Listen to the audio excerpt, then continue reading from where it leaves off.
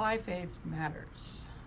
It matters because a significant number in the United States, the majority of people, are affiliated in some way with a faith tradition of some sort.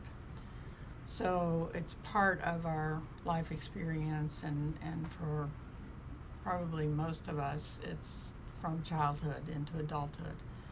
And even if we've had conflicts with it and struggled with it, it's still part of us. And I think, generally speaking, when people experience trauma, it's one of the places that we go for support, for why did this happen to me, for explanation, for connection to a community.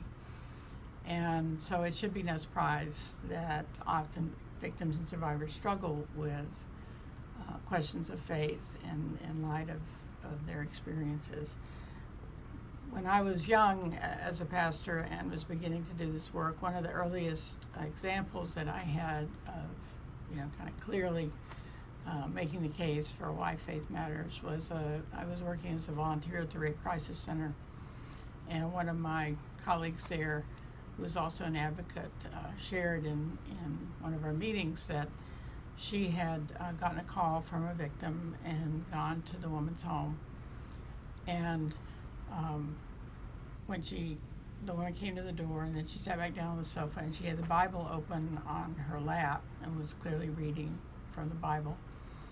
And the advocate was trying to talk to her about, the assault, and did she want to go to the hospital, did she want to call the police, kind of trying to do the regular work that advocates do to support the woman making some decisions. And the woman was responsive, but basically what she wanted to do was to read her Bible. So they finally decided to go to the hospital. So the woman closed her Bible and took it with her, and they went to the hospital. Then she got into the exam room and was waiting for the doctor to come in. And she was still sitting there reading her Bible. And the advocate was with her, but, just sort of quietly standing by. The doctor came in and looked at this situation, and before he did anything, he said to her, "Is there something you'd like to talk about before we do the exam?"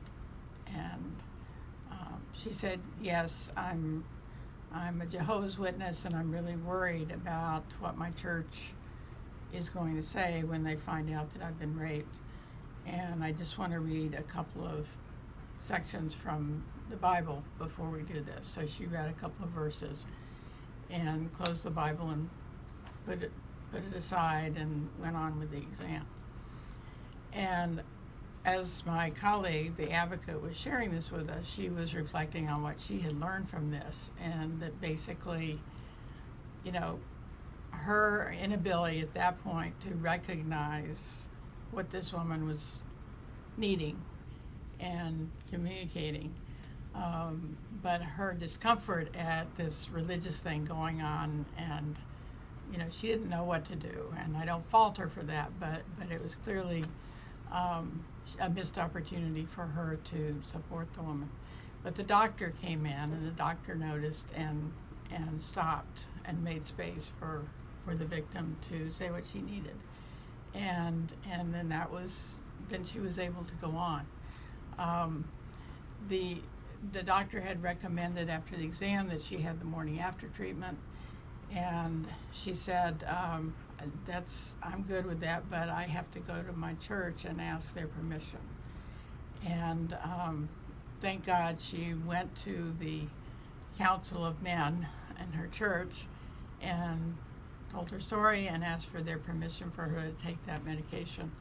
And they did give her permission, which is nothing short of a miracle, but there it was. But all that was really important to her in terms of her choices, but also knowing that she was not going to step outside of her faith community and her tradition, and then be isolated from them. So she needed to go through those steps.